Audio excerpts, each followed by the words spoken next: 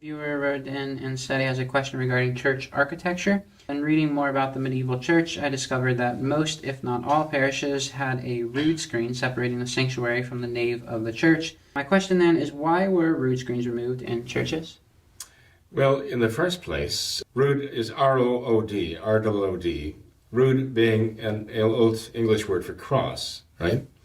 So it is a screen that was essentially where the communion rail was in the traditional churches. And it was actually a screen at a iconostas where they had the pictures of the saints and a rather elaborate or ornate piece of furnishing. And it separated the sanctuary from the nave of the church where the people were. People who still remember the traditional churches with the communion rails realize that there was a division there between the sanctuary where the priest and the servers were for Mass and the area where the people knelt for Mass. The communion rails have been torn away largely now. I know when we arrived at the church here, we found the communion rail, beautiful marble communion rail, had been dismantled and buried, literally buried in the dirt under the church. We had to excavate it and have it reassembled to restore it, you know. But the barbarians of the sort have done this. Many of the Catholic people who even remember that are not familiar with the rood screen.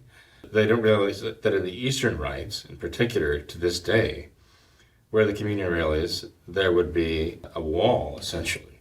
And it might be a screen, it might be like an ornate kind of fence type of thing, but it would be a wall with large pictures hanging there that would separate the people from the sanctuary.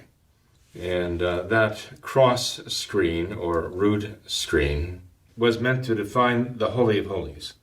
It was meant to be like a symbol of the fact that in the sanctuary you have the altar, and you have the presence of God in the Holy Eucharist, the divine presence of God made man, and there you have the Holy of Holies. It was meant to stress the sanctity of the area where the Holy Sacrifice took place, the altar area and so on. Now, the rood screens are still there in any traditional Eastern Rite Church. Even the Orthodox will hold on to will continue the old tradition of the rood screens. In the West, the rood screens gradually withered away, more or less. The communion rail remained to define the distinction between the sanctuary and the nave, where the people sat or stood and attended the Mass. So it's not as though the rood screen disappeared entirely, but it's still represented by the traditional communion rail with its gates, okay? So it became kind of minimalist in a way. Why did the rood screen disappear in the West? I don't know. It just did. Why did the rood screen, as it were, be reduced? Why was it reduced to the communion rail? That I don't know. But it was, in fact.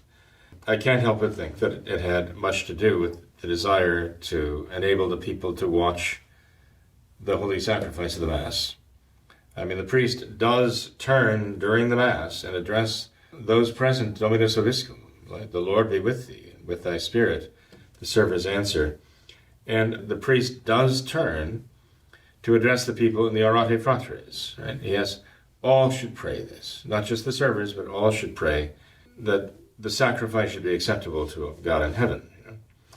So minimizing the rood screen to just the communion rail to allow the people to see that and hear might be a form of legitimate, encouraging active participation of the people. There is such a thing as legitimate active participation. That doesn't mean that they all shout out the answers. It's that they're all aware of what is going on and they can follow the Mass in their missals and actually take part of it spiritually. I mean, if there's a better answer, I'd like to know what it is, but I assume that it has much to do with that.